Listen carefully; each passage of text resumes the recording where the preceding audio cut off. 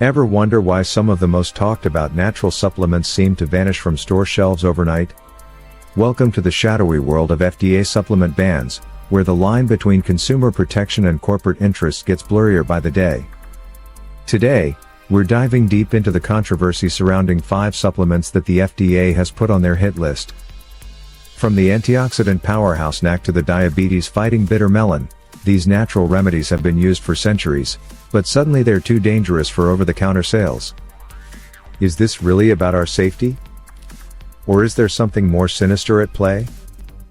Buckle up, health freedom fighters, because we're about to uncover the truth that Big Pharma doesn't want you to know.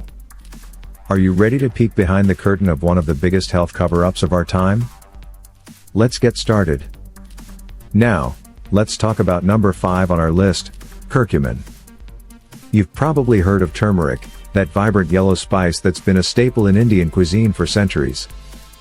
Well, curcumin is the active compound that gives turmeric its superpowers. But here's the kicker: while you can freely sprinkle turmeric on your food, the FDA has some serious beef with curcumin supplements. In 2017, they declared that curcumin doesn't meet the definition of a dietary ingredient. It's like saying bacon isn't a breakfast food, it just doesn't make sense. Now, you might be wondering, what's the big deal? Can't I just eat more curry? Well, sure, but here's the thing. To get the therapeutic benefits of curcumin, you'd need to eat about 500 to 1,000 capsules of powdered turmeric a day. Unless you're planning on turning into a human curry, that's just not practical. But why would the FDA ban something that could potentially help millions of Americans with kidney issues? Let's look at science. A 2020 meta-analysis published in the journal Phytotherapy Research looked at 11 randomized controlled trials with a total of 700 participants. They found that curcumin supplementation significantly reduced proteinuria, that's protein in the urine, a key indicator of kidney health in patients with chronic kidney disease. Not only that, but curcumin has also been shown to have powerful anti-inflammatory effects. And as we know, inflammation is a major player in kidney disease progression. It's like curcumin is a firefighter, and your kidneys are a building on fire. Wouldn't you want that firefighter on the job? But the FDA says no. It's as if they're telling you, sorry, we know your house is on fire, but we can't let that firefighter in because his uniform doesn't meet our dress code. Now, I'm not saying we should ignore the FDA completely. They play a crucial role in keeping us safe from harmful substances. But in this case, it seems they might be throwing the baby out with the bathwater, or should I say, the curcumin out with the curry. So, what can you do?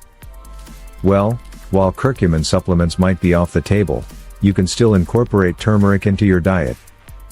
Try adding it to smoothies, soups, or even making a turmeric latte. And always consult with your healthcare provider before making any changes to your diet or supplement regimen. Now, let's dive into number 4, barberry. You might be thinking, barberry? Isn't that just a landscaping plant?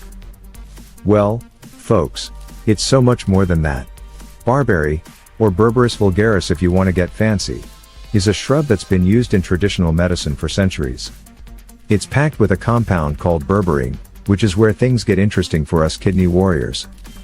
But here's the twist: the National Kidney Foundation, NKF, has put barberry on their no-no list.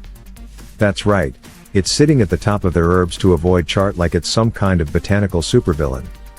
Now, you might be wondering, why would the NKF ban something that grows in my neighbor's yard? Well, that's the million-dollar question, isn't it? The NKF, like many mainstream medical organizations, tends to err on the side of caution. And I get it, when it comes to our kidneys, we don't want to take unnecessary risks. But here's where it gets interesting.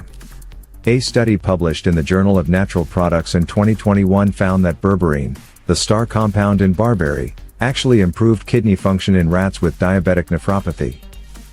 That's a fancy way of saying it helped diabetic kidneys work better. Not impressed by rat studies? Fair enough. Let's talk about human trials. A meta-analysis published in the International Journal of Endocrinology in 2022 looked at 18 randomized controlled trials involving over 1,500 participants. They found that berberine significantly reduced serum creatinine levels and increased estimated glomerular filtration rate, EGFR. In plain English, it made the kidneys work better. So why the ban? Well, the NKF cites potential interactions with certain medications and a lack of large-scale human studies specifically on kidney disease. It's like they're saying, we know this fire extinguisher works on other types of fires, but we haven't tested it on your specific type of fire, so you can't use it. Now, I'm not saying we should ignore the NKF. They do important work. But I am saying that maybe, just maybe, they're being a little too cautious here. It's like they're so afraid of the potential risks that they're missing out on the potential benefits. Your friends and family might thank you for it. And stick around for our video, where we'll be unveiling number 3 on our list of banned supplements that could be game changers for your kidney health. Alright, kidney warriors, buckle up because we're about to dive into number 3 on our list, bitter melon. And boy, oh boy, has the National Kidney Foundation got their panties in a twist over this one. Now, picture this, a vegetable that looks like a cucumber with an attitude problem. That's bitter melon for you. It's been a superstar in Asian medicine for centuries, but the NKF?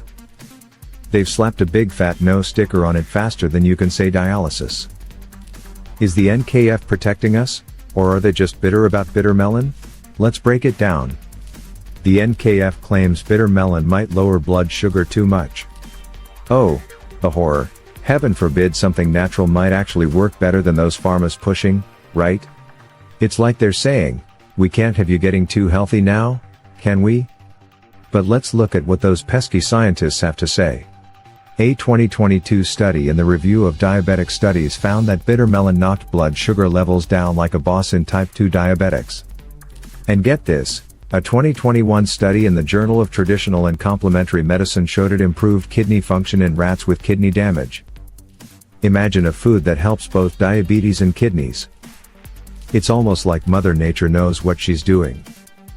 So why is the NKF throwing bitter melon under the bus? Are they really looking out for us, or are they just parroting what their pharmaceutical buddies tell them?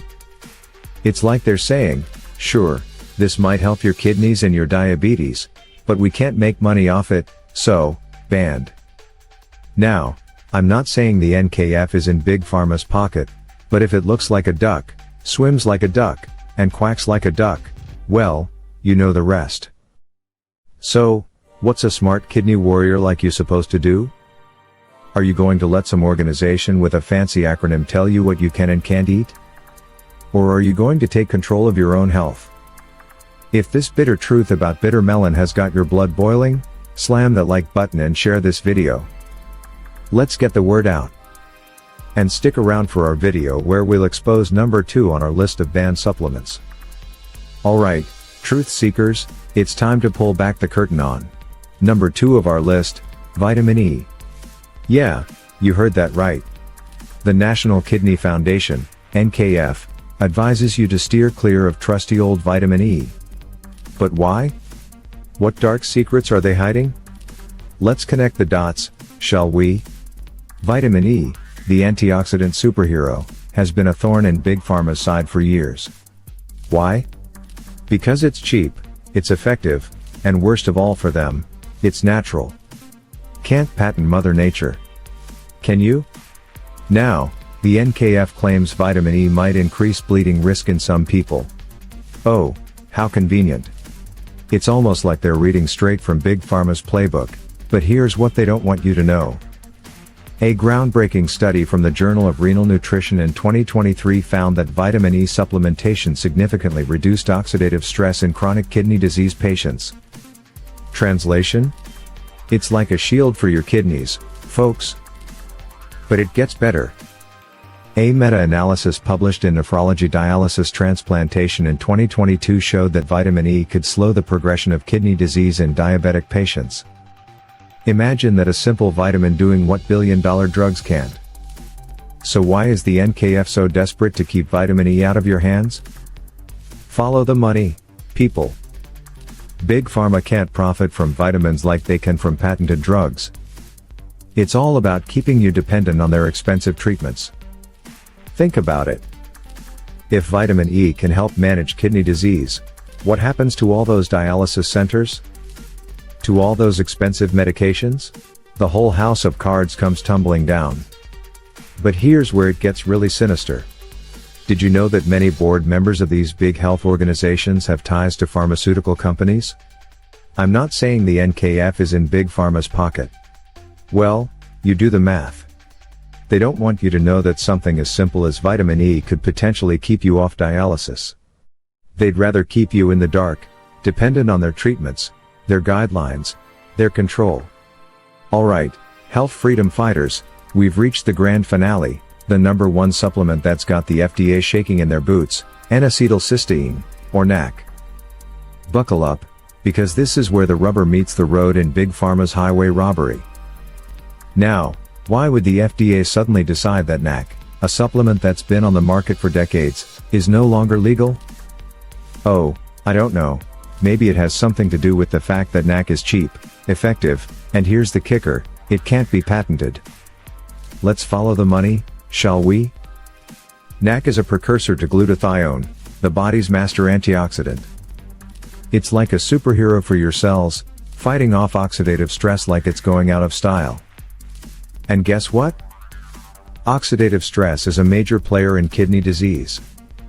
A 2022 study in the Journal of Renal Nutrition found that NAC supplementation significantly improved kidney function in patients with chronic kidney disease. We're talking reduced creatinine levels, improved GFR, the whole 9 yards. But here's where it gets juicy. Big Pharma's been trying to develop drugs that do what NAC does naturally, but they can't seem to get it right. And why would they, when they can't slap a patent on NAC and charge you an arm and a leg for it? So what does the FDA do? They suddenly realize that NAC was approved as a drug in 1963, so it can't be sold as a supplement. How convenient. It's like they're saying, oops, 60 years? Are bad. But wait, there's more. Did you know that pharmaceutical companies are now trying to turn NAC into a prescription drug? That's right. They want to take this affordable supplement off the shelves so they can repackage it, jack up the price, and sell it back to you with a pretty new label.